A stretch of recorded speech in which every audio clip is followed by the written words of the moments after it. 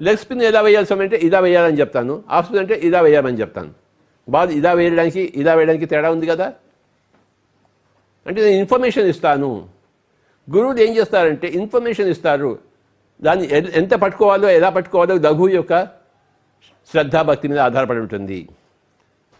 ఆ అబ్బాయి లఘువు ఎలా అవుతాడో మరి తర్వాత గురువు ఎలా అవుతాడో ఆ అబ్బాయి యొక్క సాధన బట్టి ఉంటుంది. ఈ సాధననే రమణ మహర్షి గారు ఏమన్నాడు సార్, గురి అన్నాడు. ఒక ఆయన రమణ మహర్షి దగ్గరికి వెళ్ళి, స్వామీజీ గురువు అంటే ఏంటి చెప్పండి అన్నాడు. ఆయన రమణ మహర్షి ఏం చెప్పాడు సార్, గురియే గురువు అన్నాడు. చూశారు ఎంత బాగా చెప్పాడు ఆయన. వాయబ్బో ఎంత గొప్ప స్టేట్మెంటో. నీ గురియే నీకు గురువు, నీ టీచర్. ఆ గురువు బరువైన వాడు, కానీ నువ్వు ఆయన దగ్గరికి వెళ్ళి ఆయన చుట్టూ తిరిగి నీ శ్రద్ధ భక్తిని ఆయన పట్ల చూపించి నీ గురిని అటువైపు కుప్పించి నువ్వు దాన్ని పట్టుకుని నువ్వు ఒక లఘువు అయ్యావు, ఒక గురువు అయ్యావు.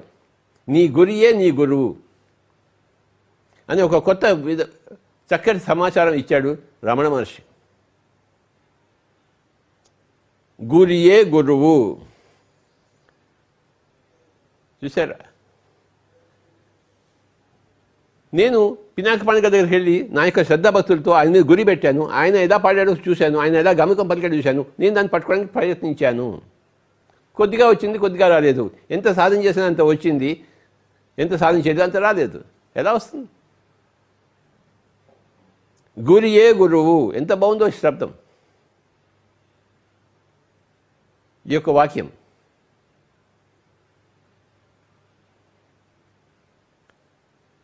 ఆ రమణ మహర్షి గారికి నమస్కారాలు. ఆయన ఎప్పుడు తను గురువు మిగతా వాళ్ళని శిష్యులుగా చూడలేదు. ఆయన అలా చూడటం. ఆయన ఒక కొత్త ఒరబడి చూపించాడు ప్రపంచానికి. నీ గురియే నీ గురువు అన్నాడే. చక్కగా ఇచ్చాడు ఇన్ఫర్మేషన్. నీ శ్రద్ధ నీ భక్తి ఎంత ఉందో నీ సాధన పట్ల, నీ గురి ఎంత ఉందో అంతగా నువ్వు గురువు అవుతావు. లేకపోతే లఘువుగా ఉండిపోతుంది, అయితే అది కూడా ఉండవు.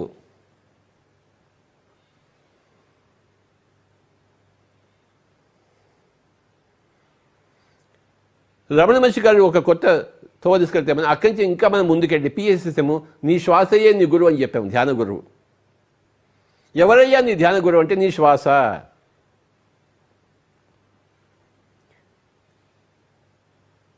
నీ శ్వాస దగ్గర నువ్వు వెళ్ళు.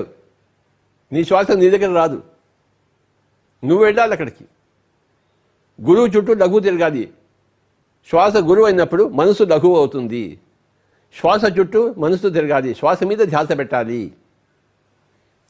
గురువు మీద గురి చూపించాలి, శ్వాస మీద గురి చూపించాలి, ధ్యాస పెట్టాలి. శ్వాస ఉండి శ్వాస మీద ధ్యాస పెట్టకపోతే నువ్వేదా సంపాదించుకుంటావు ధ్యానం? నువ్వు గురువు చుట్టూ తిరగకపోతే నువ్వేలా లఘువు అవుతావు? మా అన్నగారికి నేను గురువు కాదు, నాకు ఆయన శిష్యుడు కాదు, ఆయన లఘువు కూడా కాదు. ఆయన ఇప్పుడు పైలోకాల నుంచి చూస్తున్నాడు. ఆయన అయ్యో నేను ఎంత మిస్ అయినా అనుకుంటూ ఉంటాడు. ఉండకపోవచ్చు కూడాను.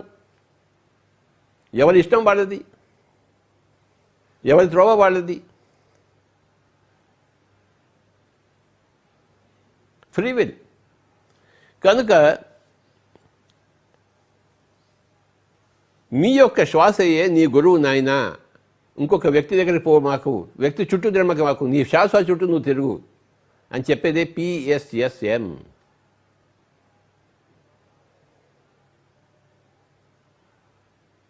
నిన్న ఒరిస్సా వాళ్ళతో మాట్లాడుతూ మీరు గొప్ప గురువు గారు, మీరు గొప్ప మెంటరు, మీరు మాకు గొప్ప అది ఇది అని చెప్పేసి ఆ సాధారణ మూసలో చెప్పడం మొదలుపెట్టారు. అంత భారతదేశం తెలిసిన మూస అది. కానీ నేనేం చెప్పాను, నాయన నేను ఇన్ఫార్మర్ని. ఒక ఎంక్వైరీ కౌంటర్ ఉన్నప్పుడు, ఒక బస్టాండ్కి వెళ్ళినప్పుడు, హైదరాబాద్ ఎమిలీ బస్టాండ్కి వెళ్తాం.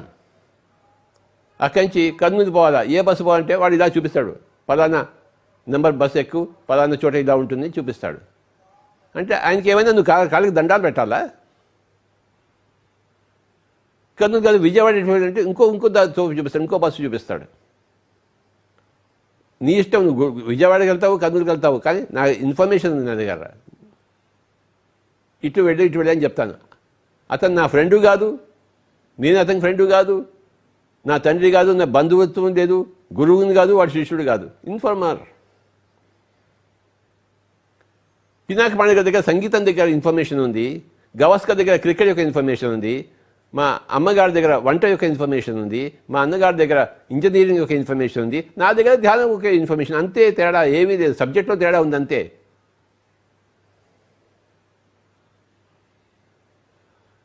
నీకు ఏది కావాలో వాళ్ళ దగ్గరికి, వాళ్ళ చుట్టూ తిరుగు. వంట కావాలంటే మా అమ్మగారి చుట్టూ తిరగాల్సి ఉండేది, ఇంజనీరింగ్ కంటే మా అన్నగారి చుట్టూ తిరగాలి, ఫ్లూట్ వాయిస్ కంటే మా టీఎస్ చంద్రశేఖర్ గారి చుట్టూ తిరగాలి, ఇంకా గొప్ప సంగీతం అంటే పినాక పండుగ గారి చుట్టూ, ధ్యానం కావాలంటే నా చుట్టూ తిరగాలి. ఎవరికైనా ధ్యానం వచ్చో వాళ్ళ చుట్టూ తిరగాలి. అప్పుడు వాళ్ళు ఇన్ఫర్మేషన్ ఇస్తారు. ధ్యానం అంటే శ్వాస మీద ధ్యాస, ఇన్ఫర్మేషన్. ఓహో ఇదా ఇన్ఫర్మేషన్ అని వాళ్ళు కూడా ఇంట్లో కూర్చొని శ్వాస మీద ధ్యాస మొదలు పెడతారు. తెలియని వాళ్ళు, లఘువులు కాని వాళ్ళు ఫస్ట్ లఘువులు అవుతారు. ఇంకా దాని మీద జీవితం పెడితే ఆ లఘువులు కూడా గురువులు కూడా అవుతారు. అంత బరువు సంపాదించుకుంటారు. పిరమిడ్ మాస్టర్స్ కూడా ఎంతో గురువులు అయిన వాళ్ళే ఎంతో బరువును సంపాదించుకున్నారు ధ్యాన సాధనలో, ధ్యాన ప్రచారంలో. ఎంతగా ఒక్కొక్కరు సాధన చేశారు, ఎంతగా వాళ్ళు ఆ బరువును సంపాదించుకున్నారని నాకు తెలుసు.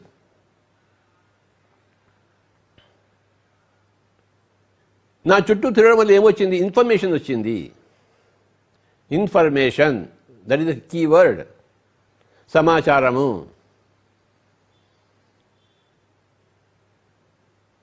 గురువు అంటే అక్కడ ఎక్స్పర్ట్ అనమాట. ఆ సాధన చేసి అందులో బరువు సంపాదించుకుని అందులో ఆ సబ్జెక్టులో, ఆ క్షేత్రంలో ఎక్స్పర్ట్ అయినవాడు, ప్రావీణ్యం సంపాదించుకున్నవాడు. వాడిని అడుగుతాం, నేను గుగ్లీ ఎలా వేయాలని చెప్పేసి, హాఫ్ కట్టర్ ఎలా వేయాలని చెప్పేసి, ఇలా వేడి ఇలా పెట్టుకుని ఇలా తిప్పవయ్యా అంటాడు. ఇన్ఫర్మేషన్ ఇస్తాడు. ఇందోళ రాగం ఏంటి స్వామీజీ అంటే సగమద నిస సానిద మగస అని ఆ రాగం యొక్క ఛాయలు ఆరోహణ అవరోహణ చెప్పి సూచిస్తాడు. వాడు సాధన చేసి వాడు కూడా పాడతాడు. సగమద నిస సానిద మగస. తర్వాత నేను దాన్ని అడ్వాన్స్డ్ చెప్తాను. సగమ గమ ద మద నిద నిస సానిద నిద మద మగ మగస. ఆయన పాడతాడు, ఆయన వింటాడు, చెవుల్లో ఇంటికి పోయి సాధన చేస్తాడు.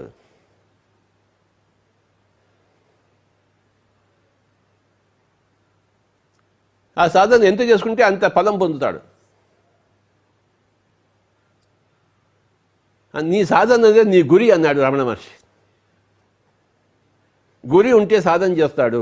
గురి అంటే నీ భక్తి, నీ శ్రద్ధ దాని పట్ల.